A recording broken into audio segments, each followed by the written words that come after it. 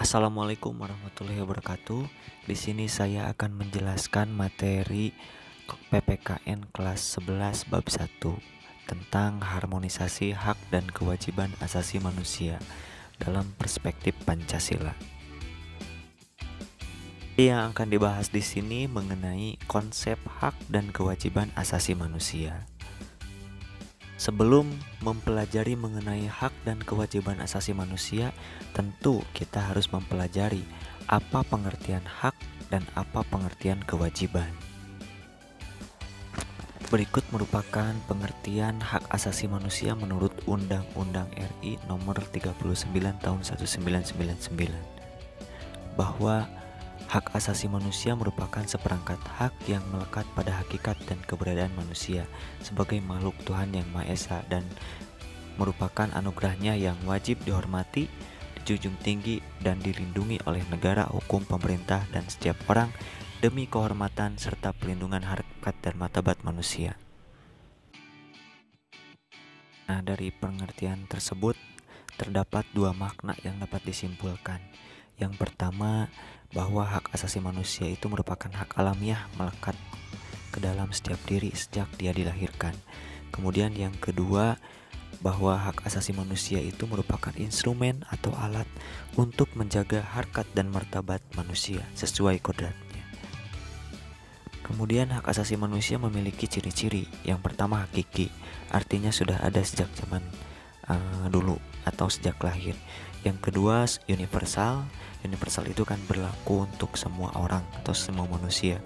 Kemudian tidak dapat dicabut, yang berarti bahwa hak asasi manusia itu tidak dapat diserahkan kepada orang lain.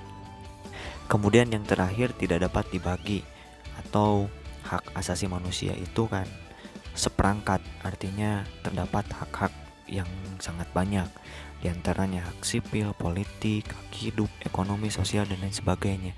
Maka itu tidak dapat diberikan sebagian, maka keseluruhan yang dapat diterima oleh dia.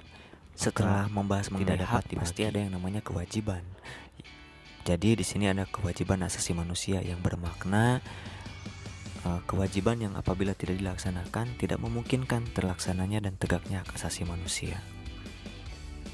Bagian kedua kemudian akan membahas mengenai substansi hak dan kewajiban asasi manusia.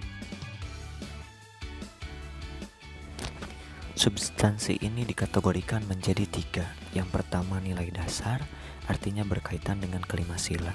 Yang kedua, nilai instrumental, berkaitan erat dengan penjabaran nilai Pancasila, yaitu undang-undang dan sebagainya. Nilai praktis, yaitu kegiatan atau praktik dalam kehidupan sehari-hari.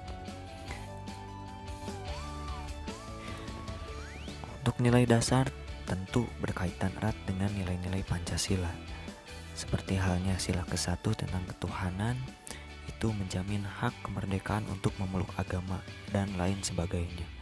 Kemudian yang kedua tentang kemanusiaan, itu akan membahas mengenai menempatkan hak setiap warga negara pada kedudukan yang sama di depan hukum serta memiliki kewajiban dan hak yang sama.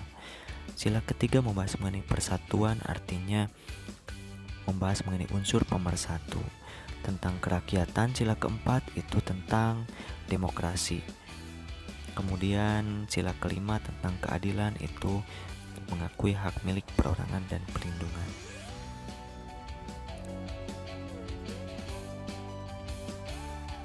Nilai instrumental pada umumnya berbentuk ketentuan-ketentuan konstitusional, yaitu Undang-Undang Dasar Negara Republik Indonesia tahun 1945 sampai dengan peraturan daerah.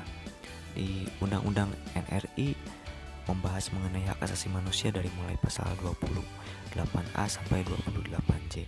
Kemudian TAP MPR, Undang-Undang Nomor 39 Tahun 1999. Kemudian ada Perpu, peraturan pemerintah, keputusan presiden sampai dengan peraturan daerah yang membahas mengenai hak asasi manusia, itu termasuk ke dalam instrumental.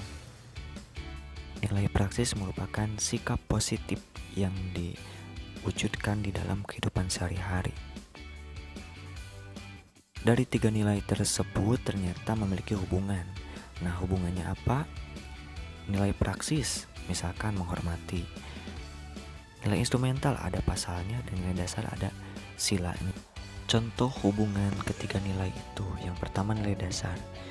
Contohnya sila pertama tentang ketuhanan, sebagaimana isinya menjamin hak kemerdekaan memeluk agama. Kemudian nilai instrumental itu diwujudkan dalam peraturan Undang-Undang NRI, itu ada di dalam pasal 28E ayat 1. Kemudian diturunkan lagi nilai praksisnya bagaimana, yaitu hormat menghormati dan bekerja sama antar umat beragama supaya terbina kerukunan hidup. Nah, itu merupakan